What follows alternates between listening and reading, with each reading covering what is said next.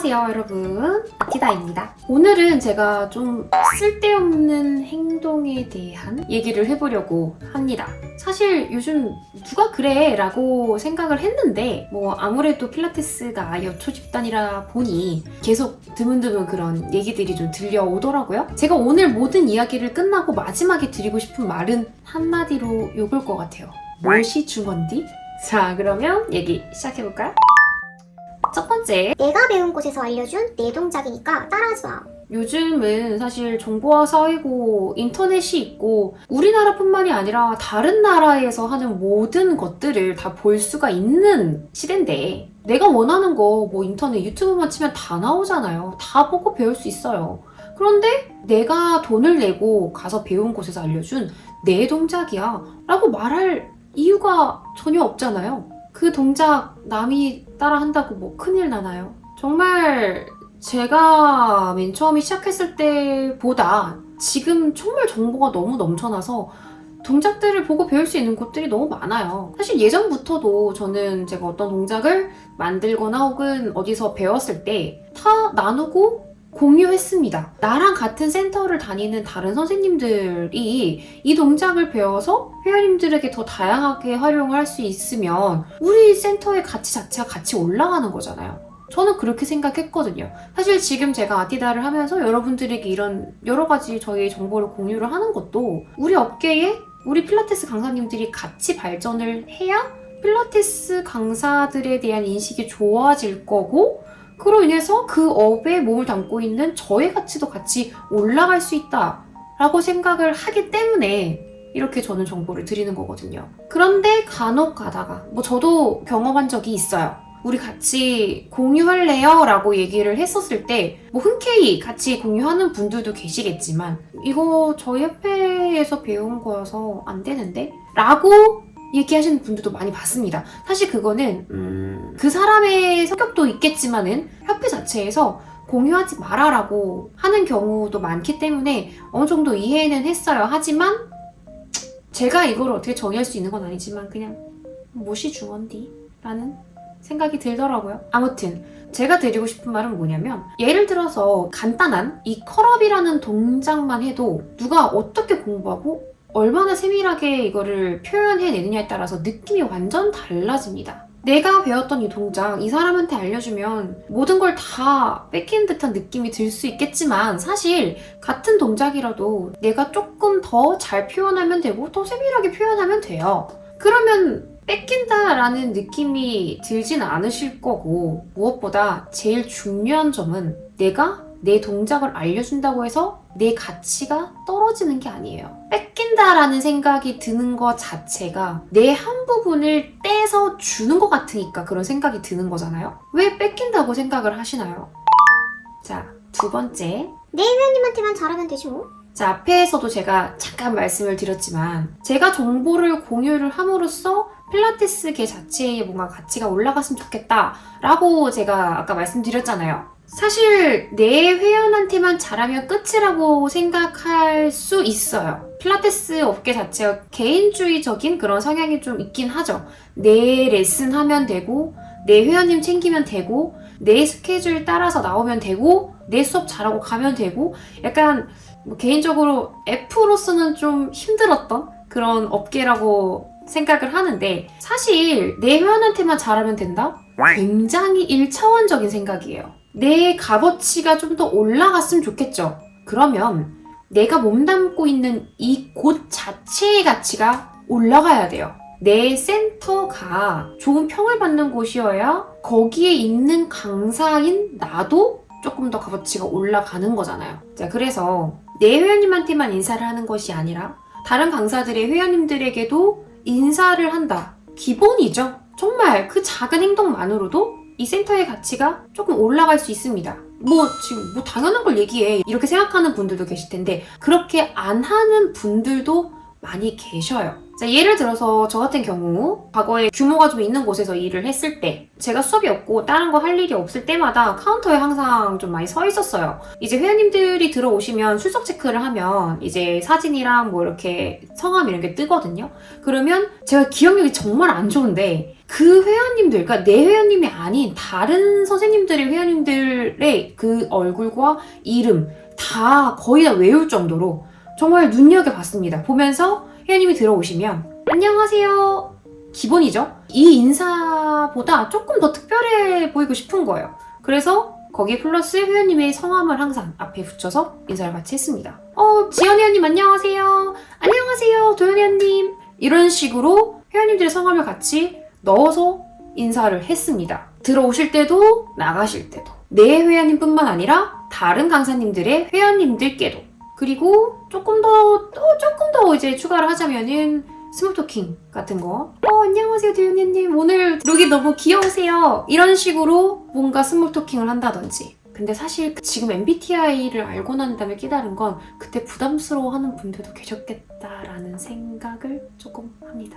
그리고 신발장이 굉장히 컸고 실내화가 정말 많았어요. 근데 어질러져 있는 그런 실내화를 보면 바로바로 나가서 제가 다 정리를 했죠.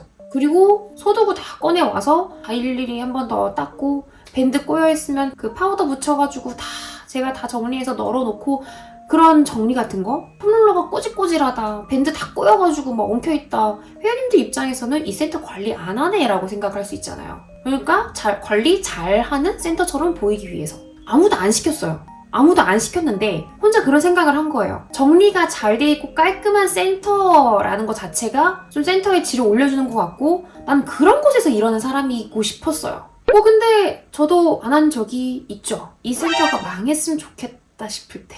그리고 하나 더, 강사님들의 분위기 자체가 영향을 정말 많이 줍니다. 강사님들끼리 서로 화기애애한 느낌이 드는 그런 센터와 서로 분위기가 안 좋으면 회원님들께서 다 아세요. 그런 곳인 센터와 어느 곳을 더 회원님들께서 가고 싶어 하실까요?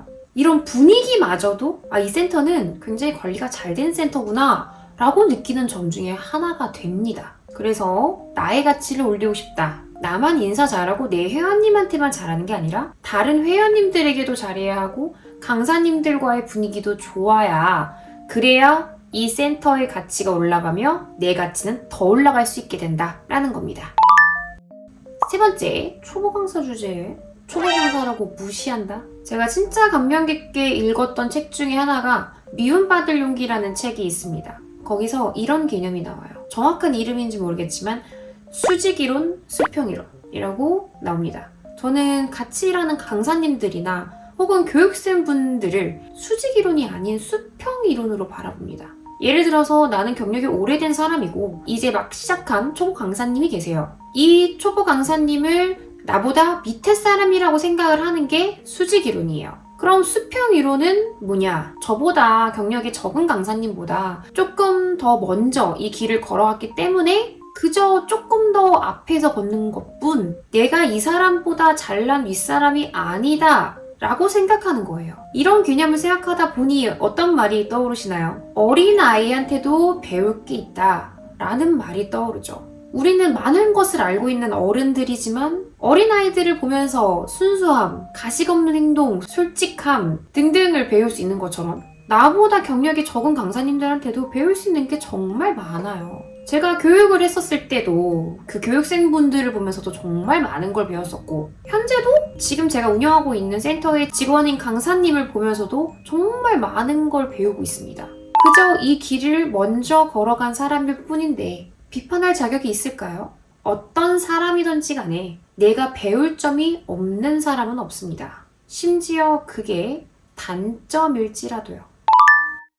자, 마지막으로 정말 많이 얘기하고 싶었던 내용 중 하나인데 오늘 간단하게 영상에서 조금 얘기를 해보자면 우리 협회가 짱이야. 네, 쉽게 말해서 협회부심이라고 하죠. 예민한 부분일 수 있어서 항상 생각만 하고 얘기를 못하다가 오늘 이 영상에 이 내용을 넣은 이유는 제가 바로 그 협회부심이 엄청났던 사람이기 때문에 제가 어느 협회를 나왔는지는 제 과거 영상을 보신 분들은 아시겠지만 아무튼 교육을 받을 때 저도 그 협회 뽕을 엄청 맞았어요. 지금은 달라졌는지 모르겠지만 아무튼 그 당시에는 탑3 안에 드는 곳이었고 거기에 다녔을 때 난 좀 클래스가 다르다 막 이런 느낌이 들었죠. 그래서 처음 일을 시작했을 때 여러 강사님들을 만나고 좀 이름 모를 곳들 있잖아요. 이렇게 처음 듣는 곳들은 마음속으로 무시를 했었습니다. 실제로요. 그런데 그런 마인드가 강사 활동을 하고 나서 1년 정도 지난 후부터 달라지기 시작했어요. 강사님들의 인원수가 10명 넘게 이렇게 있던 그런 규모의 센터였기 때문에 뭐 금방금방 그만두시는 분들도 많고 하니까 정말 많은 강사님들이 이렇게 왔다 갔다 하면서 다양한 협회 출신들을 또 만나게 됐잖아요. 그때 느낀 건 협회가 그렇게 중요한 부분이 아니구나. 정말 개개인의 노력이 강사들의 질을 판가름하는구나 라는 걸 깨달았죠. 제 온라인 강의를 전에 들으셨던 분이시라면 제가 이 말을 했던 것을 기억하실 거예요. 자격증을 딴 그 시기는 인간으로 치면 태어나서부터 죽기까지의 그 과정 중에 아기가 걸음마를 떼는 정도의 시기밖에 되지 않는다고.